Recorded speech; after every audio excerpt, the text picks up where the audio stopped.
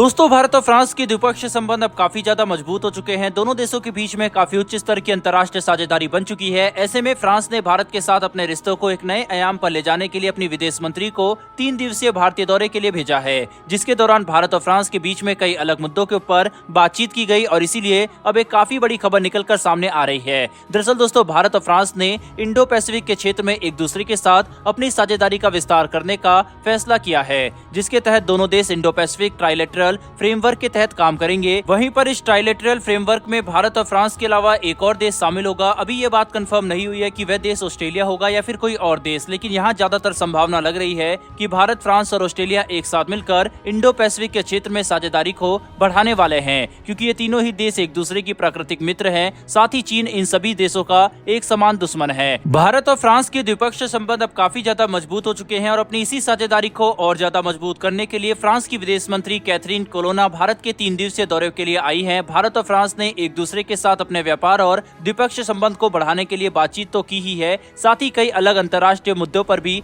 चर्चा की है, जैसे कि खाद्य पदार्थ के संकट के ऊपर। दरअसल दोस्तों, रूस के यूक्रेन पर हमला करने के बाद पूरी दुनिया में खाद्य पदार्थ का एक काफी बड़ा संकट पैदा हो गया। अब इसी से निपटना काफी ज्यादा जरूरी हो गया है। ऐसा करने के लिए भारत और फ्रांस एक दूसरे के साथ अंतर्राष्ट्रीय साझेदारी और ज्यादा बढ़ाएंगे, ताकि भविष्य में ऐसी किसी घटना के होने पर हालात को संभाला जा सके। अगर भारत और फ्रांस अपने ट्राइलेटरल फ्रेमवर्क के तहत ऑस्ट्रेलिया के साथ मिलकर काम करते हैं, तो ये फ्रांस, भारत और ऑस्ट्रेलिया के रिश्तों को काफी ज्यादा मजबूत कर देगा, क्योंकि ये तीनों ही देश एक दूसरे के प्राकृतिक साथी है। वहीं इंडो पैसिफिक के क्षेत्र में सुरक्षा और आजादी को बढ़ावा देने के लिए इन सभी देशों का एक साथ आना काफी ज्यादा जरूरी है। जहां एक तरफ भारतीय नौसेना काफी ज्यादा शक्तिशाली और प्रभावशाली है, लेकिन फ्रांस की नौसेना को हिंद महासागर में सही ढंग से ऑपरेट करने के लिए कहीं न कहीं भारत की जरूरत जरूर पड़ने वाली है। इसके अलावा ऑस्ट्रेलिया की नौसेना अभी कुछ खास शक्तिशाली नहीं है, इसीलिए ऑस्ट्रेलिया को भी भारत और फ्रांस जैसे देशों के साथ की जरूरत है, जिनके पास एक मजबूत नौसेना है। वहीं ऑस्ट्रेलिया को इनसे अपनी सैन्य साझेदारी बढ़ाने की जरूरत है और ऐसा संभव करने के लिए ही भारत, फ्रांस और ऑस्ट्रेलिया एक साथ इस इंडो पैसिफिक ट्राइलेटरल फ्रेमवर्क के तहत काम कर सकते हैं।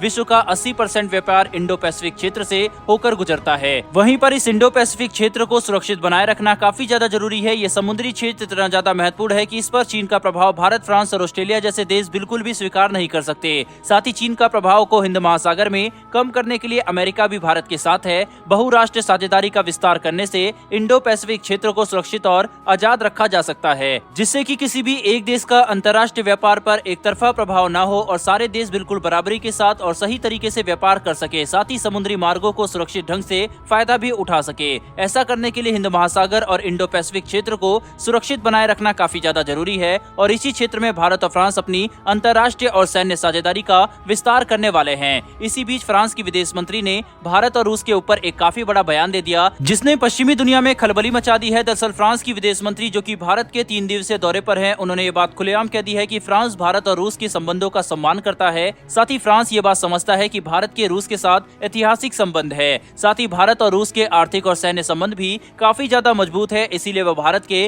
रूस के साथ संबंधों का सम्मान करता है और उन्हें इससे कोई भी परेशानी नहीं है। दोस्तों, भारत ने अभी तक यूक्रेन युद्ध के ऊपर रूस को खरी खोटी नहीं सुनाई है। इसके अलावा भारत ने काफी अच्छी बातें कही है। भारत ने साफ तौर पर कहा है कि दोनों देशों को एक साथ मिलकर शांति और समझौते की तरफ बढ़ना चाहिए, ताकि ज्यादा जान और माल का नुकसान न हो सके। इसके अलावा भारत ने बेफजूल के बयान देने की बजाय यूक्रेन को ह्यूमैनिटेरियन एड भी भेजी है, ताकि यूक्रेन की आम जनता की मदद की जा सके। जहां एक तरफ भारत रूस के साथ अपने आर्थिक संबंधों को एक नए आयाम पर लेकर जा चुका है। भारत ने रूस से काफी भारी मात्रा में तेल खरीदा है। हम ये कह सकते हैं कि केवल 1 साल में ही रूस ने भारत का 16% तेल बाजार पर कब्जा कर लिया है, जो कि काफी बड़ी बात है। इसके अलावा भारत ने रूस से रिकॉर्ड मात्रा में तेल भी खरीदा है और दोनों देश कई अलग कूटनीतिक मुद्दों पर भी एक साथ मिलकर काम कर रहे हैं। जहां एक तरफ भारत और रूस की बढ़ती अंतर्राष्ट्रीय साझेदारी को देखकर अमेरिका और कई पश्चिमी देश भारत की लगातार बुराई कर रहे हैं और भारत के ऊपर दबाव बना रहे हैं, वहीं पर फ्रांस एक सच्चा मित्र मुल्क होने का सबूत देते हुए भारत के साथ खड़ा हुआ है और ये भारत और फ्रांस की दोस्ती को दिखाता है। बहरहाल दोस्तों, इस वीडियो में इतना ही, लेकिन भारत और फ्रांस की दोस्ती के लिए